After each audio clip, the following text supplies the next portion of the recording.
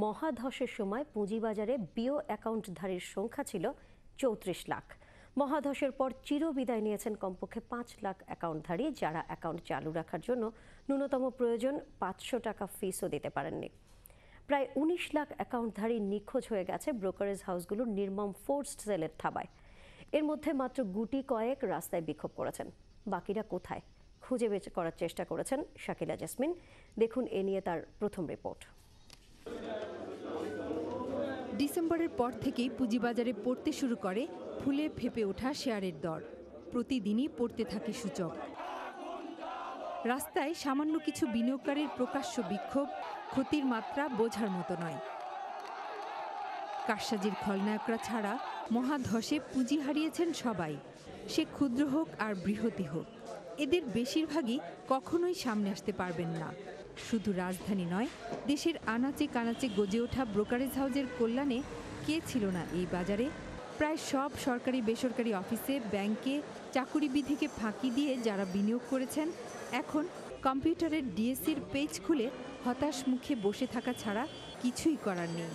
কষ্টার্জিত সঞ্চয়, আত্মীয় স্বজনের কাছ থেকে ঋণ, ব্রোকারেজ হাউসগুলোর কাছ থেকে ঋণ, সবই এখন চোখের জল। এবং প্রথম 1 বছর আমি স্টাডি করেছি, তারপরে আমি ইনভেস্ট করেছি।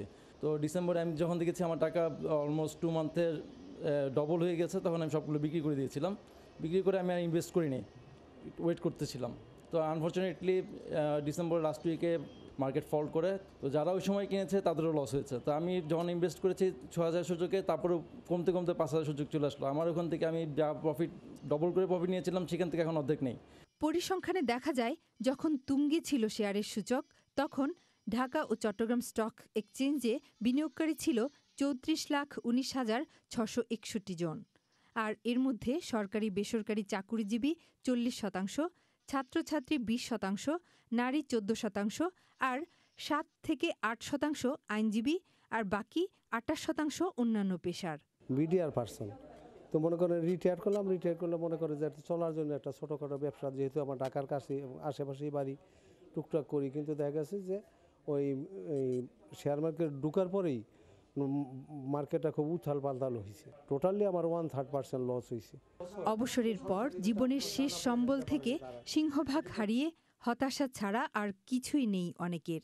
আমার পেনশনের টাকাটা বিনিয়োগ করার ফলে আমি যখন বিনিয়োগ করি তখন ঠিক বুঝতে পারিনি যে কিভাবে বিনিয়োগ করলে লাভবান হব বা ক্ষতিগ্রস্ত হব।